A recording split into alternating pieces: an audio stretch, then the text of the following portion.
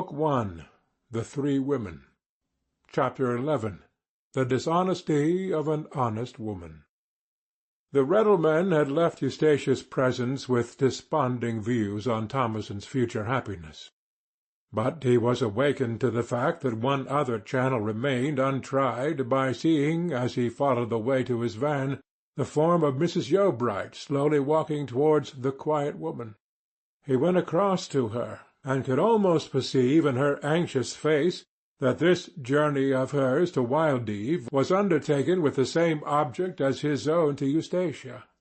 She did not conceal the fact. "Then," said the Reddleman, "you may as well leave it alone, Mrs. Yeobright." "I half think so myself," she said. "But nothing else remains to be done besides pressing the question upon him." "I should like to say a word first," said Venn firmly. "Mr. Wildeve is not the only man who has asked Thomason to marry him. And why should not another have a chance?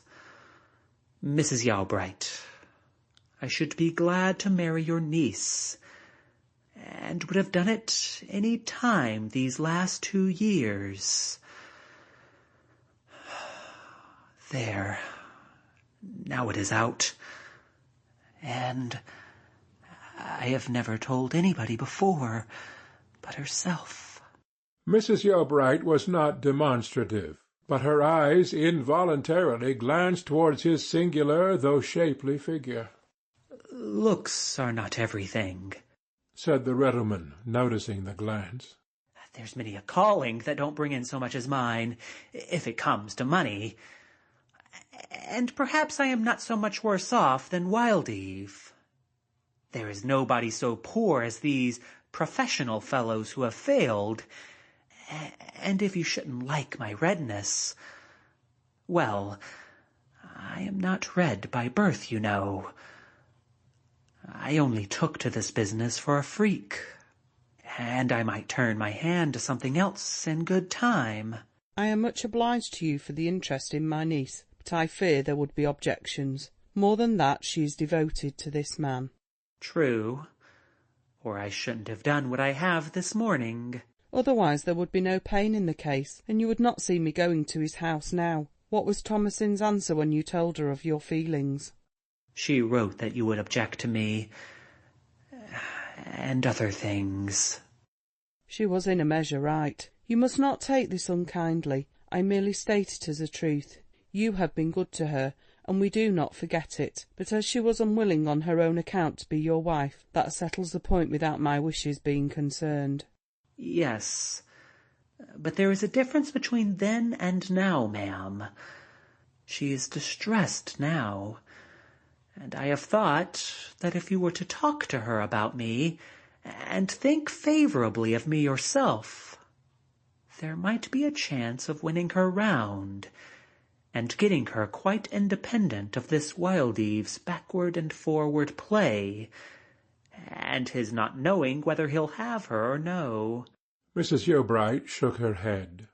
"Thomason thinks, and I think with her, that she ought to be Wildeve's wife, if she means to appear before the world without a slur upon her name. If they marry soon, everybody will believe that an accident did really prevent the wedding. If not, it may cast a shade upon her character, at any rate make her ridiculous. In short, if it is anyhow possible, they must marry now." "I thought that till half an hour ago. But, after all, why should her going off with him to Anglebury for a few hours do her any harm? Anybody who knows how pure she is will feel any such thought to be quite unjust. I have been trying this morning to help on this marriage with Wildeve. Yes, I, ma'am, in the belief that I ought to do it because she was so wrapped up in him. But I much question if I was right after all. However, nothing came of it. And now I offer myself." Mrs. Yeobright appeared disinclined to enter further into the question. "I fear I must go on," she said. "I do not see that anything else can be done." And she went on. But though this conversation did not divert Thomason's aunt from her purposed interview with Wildeve, it made a considerable difference in her mode of conducting that interview. She thanked God for the weapon which the Riddleman had put into her hands. Wildeve was at home when she reached the inn. He showed her silently into the parlour and closed the door. Mrs. Yeobright began. "I have thought it my duty to call to-day. A new proposal has been made to me, which has rather astonished me. It will affect Thomasin greatly, and I have decided that it should at least be mentioned to you." "Yes, what is it?" he said, civilly. "It is, of course, in reference to her future. You may not be aware that another man has shown himself anxious to marry Thomasin. Now, though I have not encouraged him yet, I cannot conscientiously refuse him a chance any longer. I don't wish to be short with you, but I must be fair to him and to her." "Who is the man?" said Wildeve, with surprise. "One who has been in love with her longer than she has with you. He proposed to her 2 years ago. At that time she refused him." "Well?" "He has seen her lately, and has asked me for permission to pay his addresses to her. She may not refuse him twice." "What is his name?"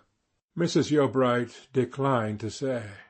"He is a man Thomasin likes, and one whose constancy she respects at least. It seems to me that what she refused then she would be glad to get now. She is much annoyed at her awkward position." "She never once told me of this old lover." "The gentlest women are not such fools as to show every card." "Well, if she wants him, I suppose she must have him."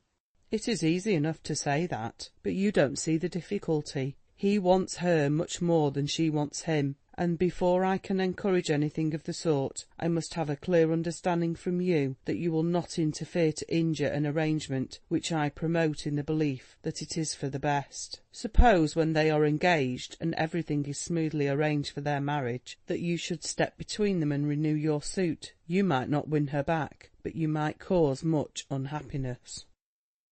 "Of course I should do no such thing," said Wildeve. "but they are not engaged yet. How do you know that Thomasin would accept him?" "That's a question I have carefully put to myself, and upon the whole the probabilities are in favour of her accepting him in time. I flatter myself that I have some influence over her. She is pliable, and I can be strong in my recommendations of him." "And in your disparagement of me at the same time." "Well, you may depend upon my not praising you," she said dryly. "and if this seems like manoeuvring, you must remember that her position is peculiar, and that she has been hardly used. I shall also be helped in making the match by her own desire to escape from the humiliation of her present state, and a woman's pride in these cases will lead her a very great way. A little managing may be required to bring her round, but I am equal to that, provided that you agree to the one thing indispensable, that is, to make a distinct declaration that she is to think no more of you as a possible husband. That will pique her into accepting him." "I can hardly say that just now, Mrs. Yeobright. It's so sudden." "And so my whole plan is interfered with. It is very inconvenient that you refuse to help my family, even to the small extent of saying distinctly you will have nothing to do with us." Wildeve reflected uncomfortably. "I confess I was not prepared for this," he said. "Of course I'll give her up if you wish, if it is necessary. But I thought I might be her husband." "We have heard that before." "Now, Mrs. Yeobright, don't let us disagree. Give me fair time. I don't want to stand in the way of any better chance she may have. Only I wish you'd let me know earlier. I will write to you or call in a day or two. Will that suffice?" "Yes," she replied. "provided you promise not to communicate with Thomasin without my knowledge." "I promise that," he said, and the interview then terminated, Mrs. Yeobright returning homeward as she had come. By far the greatest effect of her simple strategy on that day was, as often happens, in a quarter quite outside her view when arranging it. In the first place, her visit sent Wildeve the same evening after dark to Eustatia's house at Mistover. At this hour the lonely dwelling was closely blinded and shuttered from the chill and darkness without. Wildeve's clandestine plan with her was to take a little gravel in his hand and hold it to the crevice at the top of the window-shutter, which was on the outside, so that it should fall with a gentle rustle resembling that of a mouse between shutter and glass. This precaution in attracting her attention was to avoid arousing the suspicions of her grandfather. The soft words, "I hear. Wait for me," in Eustatia's voice from within told him that she was alone.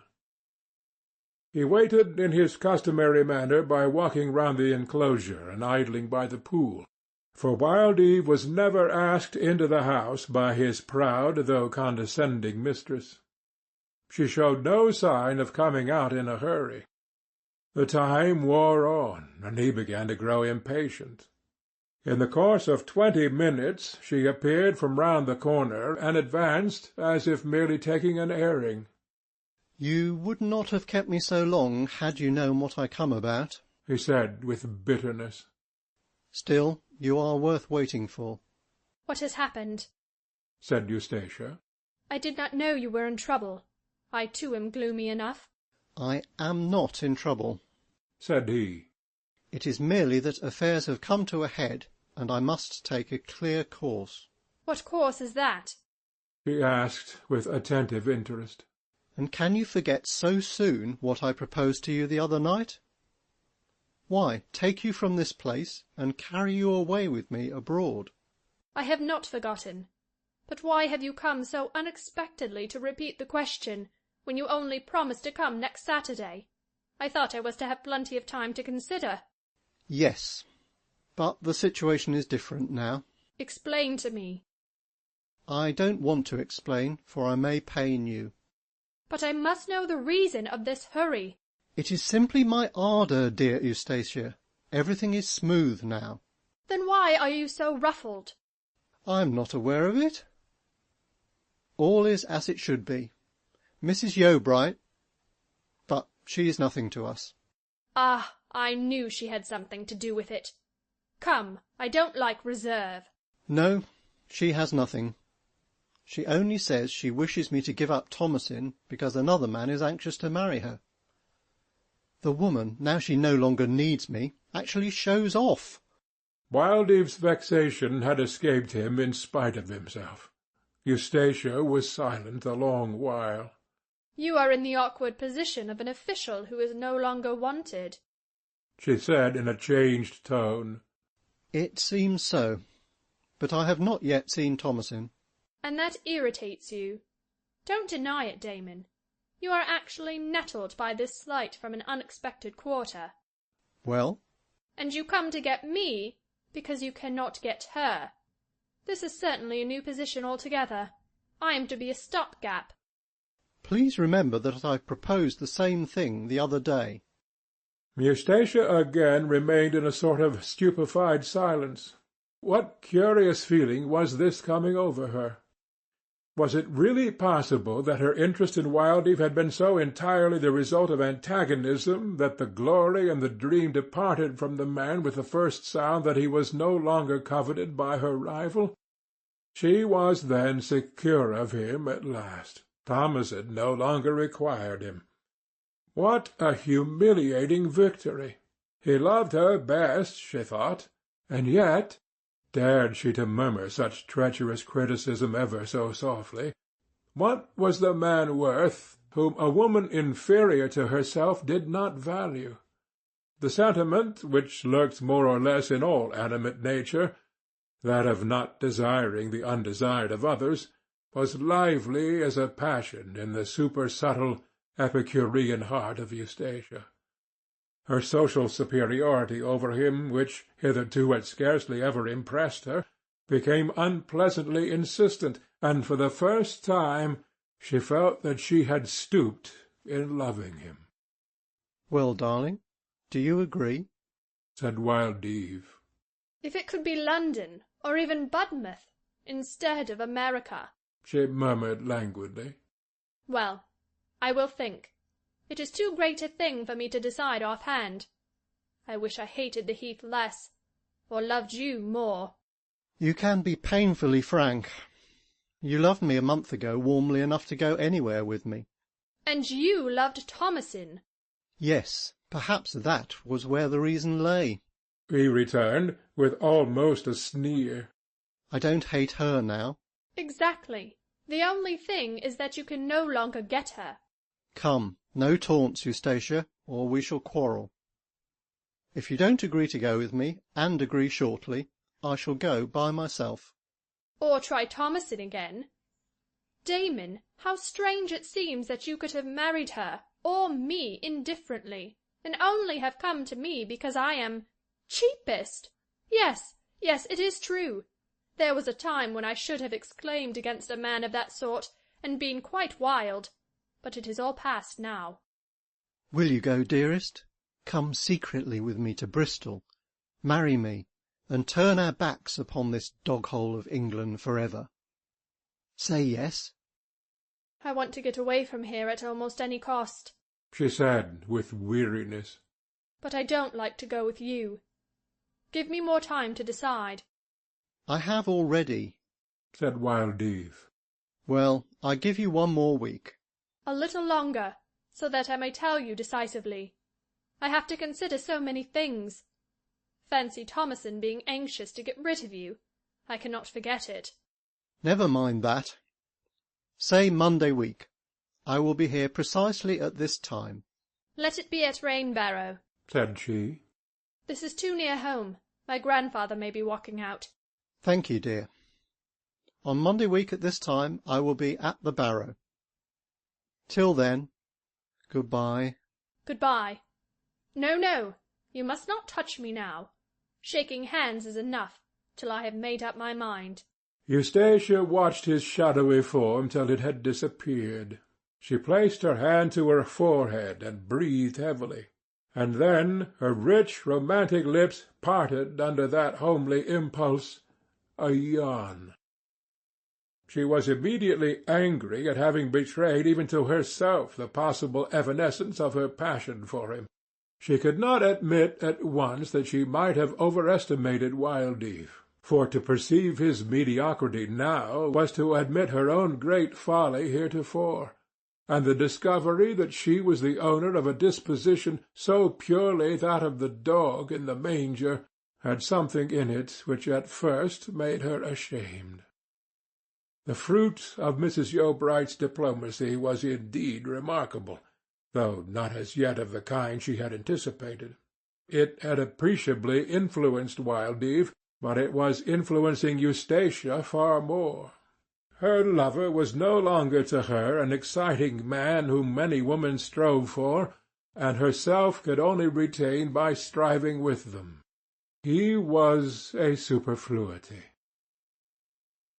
She went indoors in that peculiar state of misery which is not exactly grief, and which especially attends the dawnings of reason in the latter days of an ill-judged, transient love. To be conscious that the end of the dream is approaching, and yet has not absolutely come, is one of the most wearisome as well as the most curious stages along the course between the beginning of a passion and its end. Her grandfather had returned, and was busily engaged in pouring some gallons of newly arrived rum into the square bottles of his square cellaret. Whenever these home supplies were exhausted, he would go to the quiet woman, and, standing with his back to the fire, grog in hand, tell remarkable stories of how he had lived 7 years under the waterline of his ship, and other naval wonders, to the natives, who hoped too earnestly for a treat of ale from their teller to exhibit any doubts of his truth. He had been there this evening. "I suppose you have heard the Egdon news, Eustacia," he said, without looking up from the bottles. "The men have been talking about it at the Woman as if it were of national importance." I have heard none, she said. "Young Clem Yeobright, as they call him, is coming home next week to spend Christmas with his mother. He is a fine fellow by this time, it seems. I suppose you remember him?" I never saw him in my life. Ah, true. He left before you came here. I well remember him as a promising boy. Where has he been living all these years? In that rookery of pomp and vanity, Paris, I believe. End of Book 1, Chapter 11. End of Book 1.